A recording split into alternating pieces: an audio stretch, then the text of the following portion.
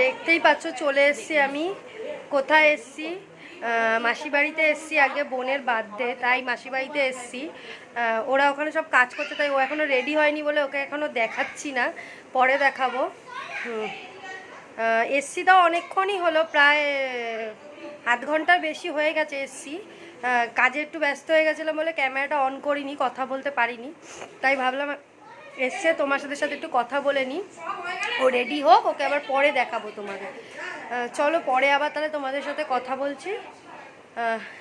এখন একটু রিলস বানিয়ে নিই বোনের সাথে, ওই যে রিলস বানাবো ওদের সাথে, একটু আগে বানিয়ে নিই, পরে আবার কথা বলবো।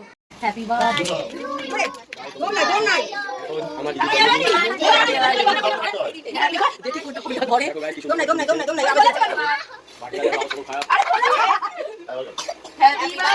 to you, happy birthday to you, happy birthday to you, happy birthday to you. ঠিক দাঁড়াও বাবা, দাঁড়াও। ঢুকে গেছি রান্না ডিপার্টমেন্টে। অনেকে চিকেন দিয়ে তো খায় না, তো এই যে ডিম করতে হবে। বোন বললে ডিমটা করে দে, তো করে দিই, কেন একা হাতে তো সম্ভব হয় না, তো করে দিই। এখন করতে করতে বলবো না, কথা বলতে থাকলে যদি মশলা কোনো কিছু ভুল দিয়ে দিই তাহলে রং হয়ে যায়। চলো আগে করে নিই, পরে কথা বলছি। দিলেও বাড়ি চলে এসেছি অনেকক্ষণ, প্রচণ্ড ঠান্ডা লেগেছে। বাড়ি এসে আর অন হয়নি, তখন এসে ফ্রেশ হয়ে বরকে খেতে দিয়ে তারপরে ভাবলাম মুখে ওষুধ দিলাম। দেখো দেখতে পাচ্ছ কি না জানি না, দেখো মুখে ব্রণর মতন বেরিয়েছে।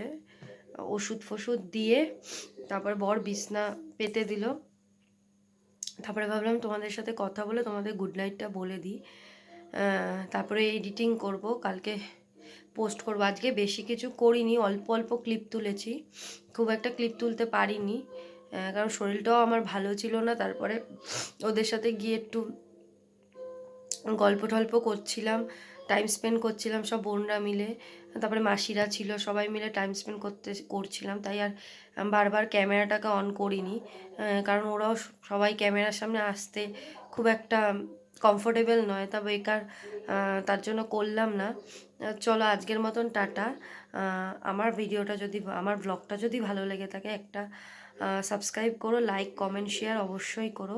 গুড নাইট, আজকের মতন টাটা।